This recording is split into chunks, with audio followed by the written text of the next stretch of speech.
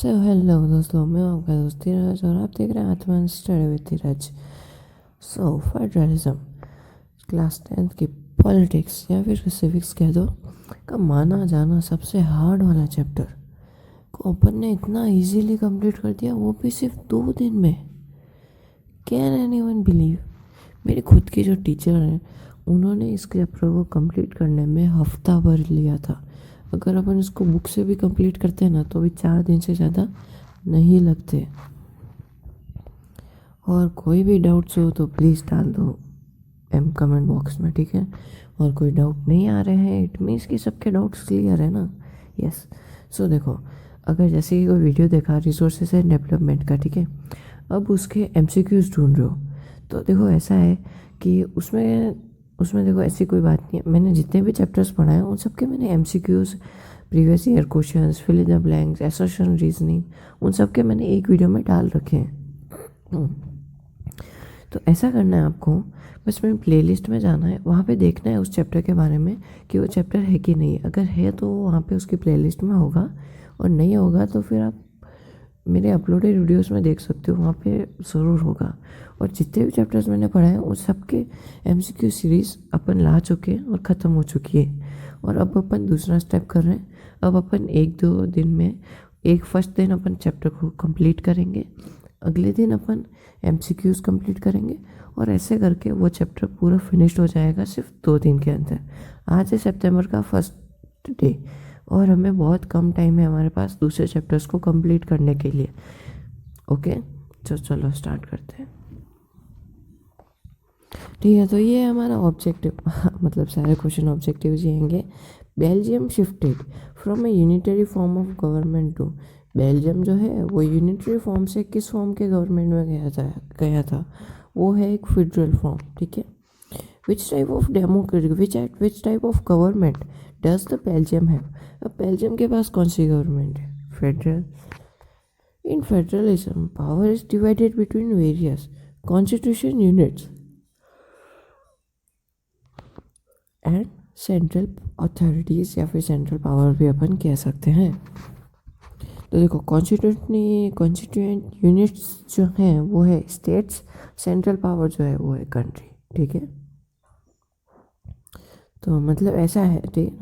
तो which countries follow the unitary system of government? Unitary system कौन कौन follow करता है? वो है USA, जापान एंड बेल्जियम, ठीक है। ये 3 नाम है, इनका नाम हमेशा याद रखने का। ये तीनों जो हैं ये यूनिटरी गवर्नमेंट का फॉलो करते हैं। इन federal system central government can not order the, federal system के अंदर सेंट्रल गवर्नमेंट जो है वो किसको ऑर्डर नहीं कर सकती? वो है स्टेट गवर्नमेंट को, ठीक है। A system of government in which power is divided between a central authority and the various constituency unit is called federalism. बहुत ही आसान है यार ये क्वेश्चंस तो। हाँ यार, क्वेश्चंस तो बहुत आसान है, मेरे वीडियोस देख के आए हो ना। हार्ड क्वेश्चंस तो मतलब अब कैसे आ सकते हैं, जबकि ये सबसे हार्ड क्वेश्चन है। मैंने गूगल पे सर्च किया था most hard question PDF। State देखो यार, फिर से ये नंबर और ये वेबसाइट है, नंबर इस पे नहीं है पर इसमें ज़रूर है। इसके ऊपर मैसेज मत करना, पहले ही बताता हूँ, हर बार बताता हूँ, मत करो यार प्लीज़। और इस वेबसाइट पे भी मत जाना, कुछ भी नहीं है यहाँ पे, ठीक है। So state government has powers of its own for which it is not answerable to the, state government के पास जो पावर्स हैं वो उसके हैं, पर वो आंसरेबल किसके नहीं हैं? वो है जुडिशरी के। Sorry, in which country is an example of coming together federalism? तो वो है USA, कमिंग टुगेदर। हमारा इंडिया भी है। Which country is an example of coming together federalism? तो USA भी है और हमारा इंडिया भी है। Power to interpret the constitution in which the judiciary, ठीक है। अब कौन सी पावर है कि वो कॉन्स्टिट्यूशन में इंटरप्रेट कर सकती है? वो है जुडिशरी, ठीक है। तो अब the unitary form of government, unitary form of government क्या होता है यार? तो यूनिटरी फॉर्म ऑफ गवर्नमेंट वो होता है the power is concentrated with the central government, ठीक है। अब द प्लेस ऑफ राजस्थान, अरे वाह मेरा आ गया, मेरे स्टेट का। Where India conducted its nuclear tested, वो है पोखरण। पोखरण, हाँ पहली बार सुन लो रियली में। The coming together federalism is US, Spain, Australia, India या फिर यूएसए। हमारा आंसर है यूएसए। ठीक है। The first and the major test of democratic politics in our country was creation of linguistic states. ये हमारा लास्ट स्टेप था, हमने सारे स्टेप चल लिए थे, बस एक ये लास्ट स्टेप बचा था, जिसके बाद हम लोग कम्प्लीटली डेमोक्रेटिक कंट्री बन जाते। इंडिया की ऑफिशियल लैंग्वेज क्या है? हिंदी है, उर्दू है या इंग्लिश है? देखो, जब आप लोग गूगल पे सर्च करोगे तो आपको हिंदी और इंग्लिश दोनों ही लैंग्वेजेस मिलेंगी, पर यहाँ पे सिर्फ हिंदी पे क्लिक किया है। इसका ईयर देखना पड़ेगा, ईयर 1920 का है, पर फिर भी हिंदी और इंग्लिश दोनों ही हैं। अगर दोनों का अगर ऑप्शन हो रहा है तो प्लीज़ दोनों पर ही क्लिक करना, क्योंकि दोनों ही हमारी ऑफिशियल लैंग्वेजेस है। How many languages are included in the 8th schedule of Indian constitution? 22, और बची हुई 2 है हमारी हिंदी और English. Which language has status of the national language in India? None of the above. Yes, none of the above. The municipal corporation officers are called. Municipal corporation या फिर municipalities जो होती हैं उनको अपन क्या कहते हैं? उनके कॉरपोरेशन के ऑफिसर्स को, उनको अपन कहते हैं मेयर्स। ओके, अच्छा देखो मेयर्स क्यों कहते हैं? देखो बहुत सारे कार्टून सीरियल्स में देखा होगा कि कोई मेयर आता है तो धूम धड़ाका होता है। क्यों होता है? क्योंकि वो देखो एक स्मॉल टाउन होता है, ठीक है। अब वहाँ पे म्यूनसिपालिटी तो होगी, अब उस म्यूनसिपालिटी का जो हेड है उसी को अपन मेयर कहेंगे। तो अब अगर उस पूरे म्यूनसिपालिटी जो कि वहाँ का ओवरऑल संभालती है, उसका अगर हेड आएगा तो मतलब वो तो भाई इम्पोर्टेंस ही है ना यार। Who can make laws relating to the subject mention in the union list? देखो यूनियन लिस्ट की जब बात आ जाती है तो यूनियन गवर्नमेंट ही बनाती है। Federation have been formed with 2 kinds of state, people, roots, none of the above. वो है हमारा states. The state which voluntarily demanded that the use of English for official purpose should be continued is Tamil Nadu. Tamil Nadu ऐसा कहा था कि official language का जो purpose है इंग्लिश के लिए वो कंटिन्यूड रहना चाहिए, और वो कंटिन्यूड है भी। To make India a strong federation, we need writing constitution, independent judiciary, right constitution, rigid constitution. All options are correct. Major steps towards decentralization in India was taken up in decentralization वाले steps कब लिए थे? वो लिए थे 1992 में। Who has special power in administrating the union territories in India? Special powers किसके पास है? तो वो है हमारे central government. Who is the head of urban local government? Sarpanch, मुखिया, वार्ड कमिश्नर या फिर मेयर? वो है हमारा right answer, mayor. Urban local government, rural local government का जब आता है तब आएगा हमारा सरपंच, और जब हमारे पास अर्बन वाला आ गया तो वो आएगा मेयर। अर्बन यानी कि इन्होंने अपन को घुमा के दिया है, अर्बन लोकल गवर्नमेंट यानी कि म्यूनसिपालिटीज़ का। Which power is taken away from state government and is given to local government is called decentralisation, panchayati समिति, फेडरलिज्म या फिर सेंट्रलिज्म? तो ये है हमारा आंसर, डिसेंट्रलाइजेशन। ठीक है। Holding together country decides to divide its power between the nation, government, constitutional states. The national government, constituent state. देखो जो हमारा इंडिया है ना वो होल्डिंग टुगेदर कंट्री है, और जो यूएसए जो है वो है coming together country. First major test of democratic politics. First The major test of democratic politics in our country was the creation of, अच्छा ठीक है, तो ये था हमारा पहला कदम, linguistic states. Under the system, either there is only one level of government or the subunits are subordinate to the central government. वो है unitary. List includes subjects of national improvement. जब बात national की आ जाती है तो वो union list ही होती है. Oversees the implementation of constitution. Oversees the implementation यानी कि judiciary. इसमें कुछ ऐसे की टर्म्स होते हैं जिनका आंसर सिर्फ एक ही हो सकता है. In India enjoys a special status. This state has its own constitution. कौन है भाई? Jammu Kashmir. Besides Hindi and India has 21 official languages. True. 1980s was the era of colonial governments. False. Second test of Indian federalism was the language policy. True. तो first step था हमारा linguistic states. Second step था हमारा language. What is the power taken from the local and the state government and given to the central government? It is called decentralization. नहीं. When the power is taken from the local and state government and given to the central government, ऐसा नहीं है. जब central और state के पास है या फिर सिर्फ स्टेट के पास है लेके लोकल वाले को देते हैं, उसको अपन डिसेंट्रलाइजेशन कहते हैं. Decentralisation helps to build effective communication. True.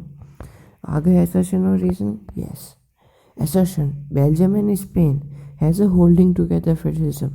A big country divides power between constituent states and national government.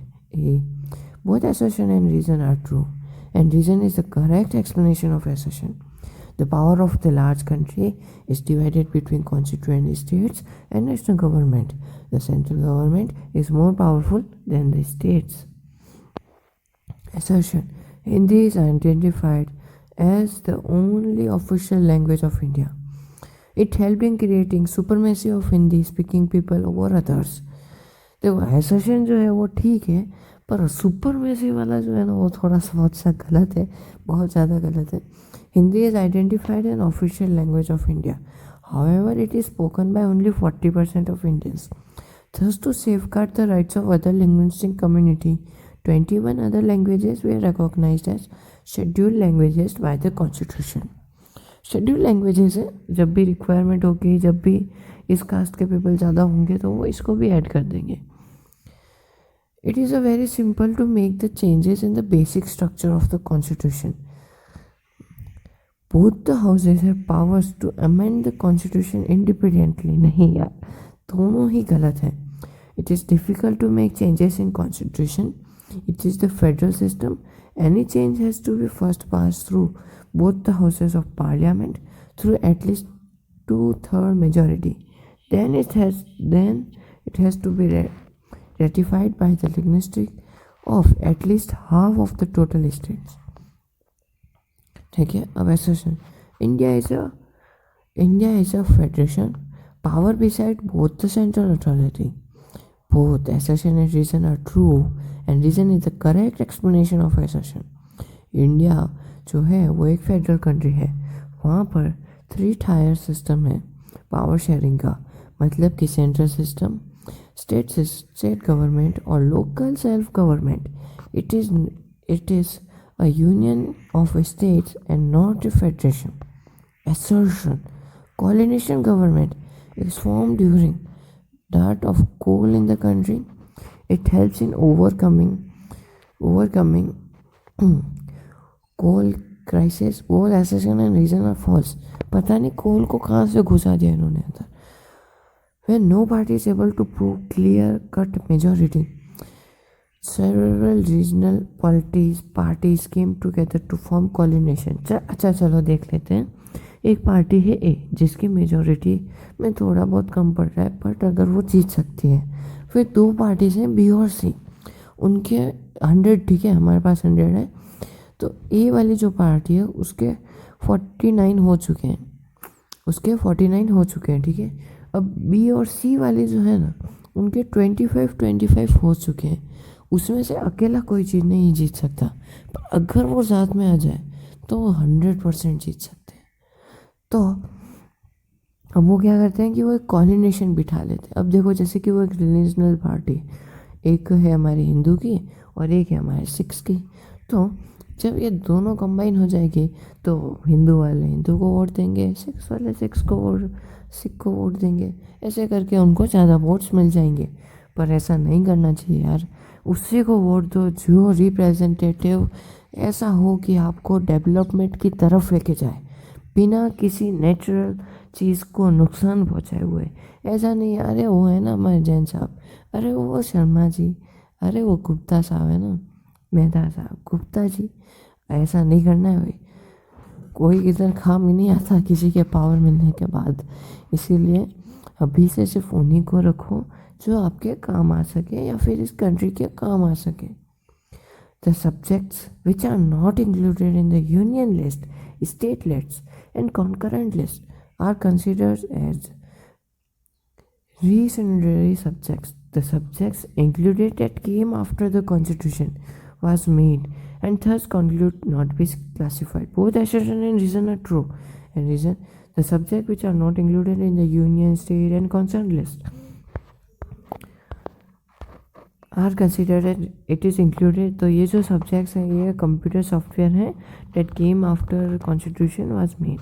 ठीक है, तो union government has power to legislate on this recensionary subjects. India has a federal system. Under a unitary system, either there is a one level of government or the subunits are subordinate to the central government.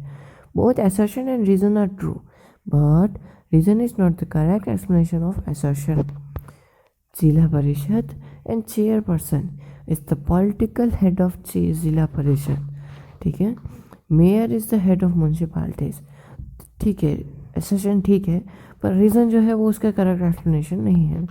assertion, a major step toward decentralization was taken in 1992 by amending the constitution. Constitution was amended to make the third tier of democracy more powerful and effective. Yes, दोनों ही right है। Third tier of government is the local government and it is made for democracy weak. एक minute, क्या democracy weak? नहीं, assertion true है, reason गलत है। चलो भाई, वीडियो हमारा फेडरलिज्म वाला देखो चैप्टर हो चुका है ख़त्म। तो हमने इसको इतनी आसानी से सिर्फ 17 मिनट्स में फेडरलिज्म का पत्ता काट दिया हमने। ठीक है, तो फेडरलिज्म ख़त्म हो चुका है। क्वेश्चन आंसर्स के साथ साथ हमने MCQs पढ़ लिए। सारे इंपॉर्टेंट MCQs थे, आधे सुने होंगे आधे नहीं सुने होंगे, कोई बात नहीं। ठीक है, अब कल से अपन क्या पढ़ेंगे? Water resources. ठीक है, और हो सकता है कि कल ज्योग्राफी के दोनों चैप्टर्स को मैं ले लूँ, वाटर रिसोर्सेज और agriculture. Thank you for watching.